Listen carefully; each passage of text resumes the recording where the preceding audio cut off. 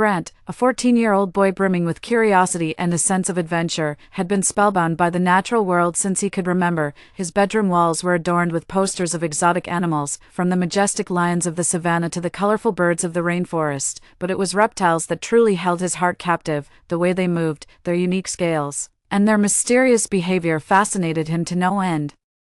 This deep-seated love for reptiles led him on a months-long campaign to convince his parents to let him have a pet snake. He would bring up the topic at every family dinner, presenting facts about how snakes made great pets, how they were low maintenance, and how responsible he would be. Finally, after what felt like an eternity of pleading, his parents relented, and Grant was overjoyed. He carefully selected a small, non-poisonous snake from the pet store. And as soon as he laid eyes on it, he knew it was the one. He named the snake Henry. Henry was a beautiful creature with smooth, patterned scales that glinted in the light. From the moment Grant brought Henry home, he was completely smitten. He spent hours each day in front of Henry's terrarium, watching intently as the snake slithered gracefully around its enclosure. He would carefully place small mice or insects inside for Henry to eat, taking great care to ensure that the food was the right size and type. Grant also devoured books about snakes, learning about their habitats, behaviors, and different species. He would share every new fact he discovered with his parents, who, though initially hesitant about having a snake in the house, began to see how much joy Henry brought to their son. As time passed, they too grew fond of the little reptile, often stopping by the terrarium to watch Henry as well. One sunny afternoon, Grant trudged through the front door of his house, exhaustion written all over his face. It had been a long day at school, filled with back-to-back classes and a particularly strenuous soccer practice. He dropped his backpack in the corner and made a beeline for the kitchen. Rummaging through the pantry, he found his favorite granola bar and quickly wolfed it down. Afterward, he made his way to Henry's terrarium. Henry seemed to sense his presence and slithered closer to the glass. Grant spent about 15 minutes chatting softly to Henry, gently tapping on the glass as the snake followed his finger. Feeling a bit more relaxed but still drained, Grant decided to take a short nap before diving into his homework. He climbed onto his bed, which was neatly made with his favorite blue and green plaid comforter. The soft hum of the ceiling fan above him created a soothing rhythm, and within minutes, he was fast asleep. Henry, as far as Grant knew, was safely ensconced in his terrarium. However, unbeknownst to Grant, Henry had been exploring his enclosure earlier and had found a tiny gap in the lid. With a bit of wriggling, the curious snake managed to squeeze through the opening and slither out into the room. Henry began to explore the unfamiliar territory of Grant's bedroom with a sense of quiet curiosity. He slithered along the baseboards, his tongue flicking in and out as he tasted the air. The warmth radiating from Grant's bed caught his attention, and he made his way across the room, his body undulating in a smooth, rhythmic motion. Once he reached the bed, he effortlessly climbed up the side, drawn to the heat source. As Grant slept soundly, Henry continued to explore, perhaps seeking more warmth or just being his naturally inquisitive self. He moved closer and closer to Grant's face, and then, in a moment that would later seem like something out of a strange, surreal dream, Henry gently entered Grant's slightly open mouth. Meanwhile, in the living room, Grant's father, George, was sitting in his favorite armchair, engrossed in the daily newspaper. However, he never let his unease show in front of Grant, as he didn't want to dampen his son's enthusiasm. As he sat there, reading about the latest local news, a strange sense of foreboding crept over him. He shifted in his seat, unable to focus on the words in front of him.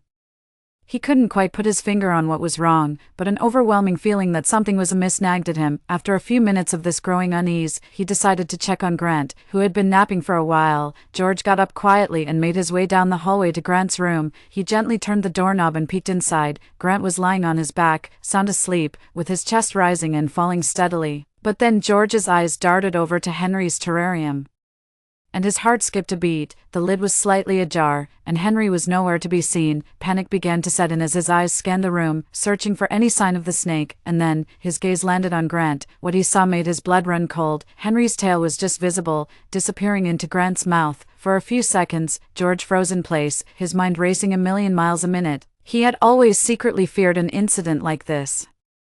Though he had never shared his concerns with Grant, snakes were unpredictable creatures, and even though Henry was non-poisonous, the thought of him being inside Grant's mouth was terrifying. But then, George's paternal instincts kicked in. He shook Grant, whispering, "Grant, wake up son, but don't move suddenly." "Okay." Grant, still half asleep and groggy, mumbled, "Dad." George replied, "It's okay, Grant, just stay still." Henry's in your mouth. We need to get him out carefully."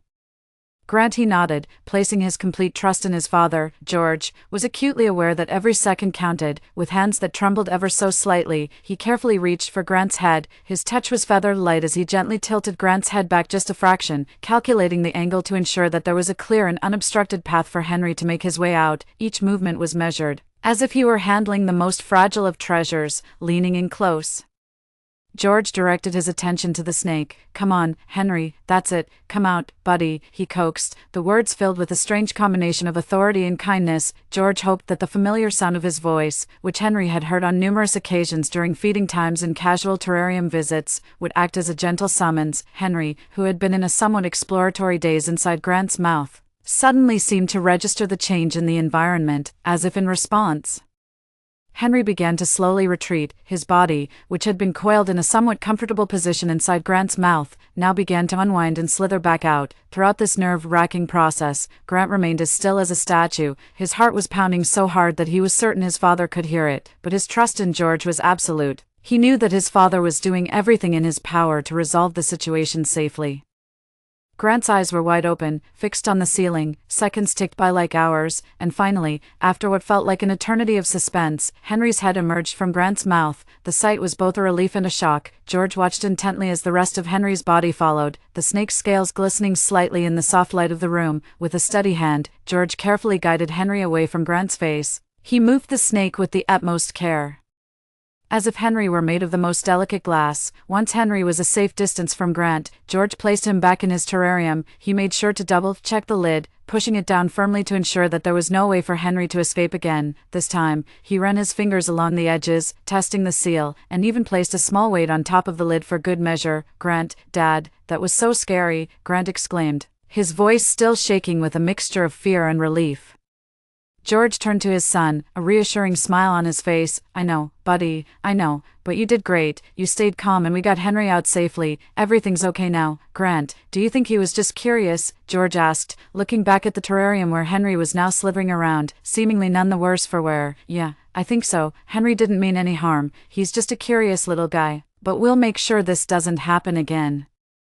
"We'll check his terrarium and make sure there are no gaps," George replied. Grant nodded, his body still a bit tense, but he felt a sense of security wash over him with his dad by his side. George sat down on the edge of the bed and stayed with Grant for a while. Grant recounted his half-asleep state when he first realized something was amiss, and they both shared a mix of nervous laughter and sighs of relief. Later that evening, after Grant had managed to calm down enough to focus on his homework, George sat in the living room, the events of the day replaying in his mind like a movie on a loop. Grant's bravery in the face of such an unexpected and frightening situation, and his unwavering trust in his father, had left a deep impression on George. As for Henry, George knew that from now on, he would always keep a closer eye on the snake. But he also understood that Henry was simply following his natural instincts.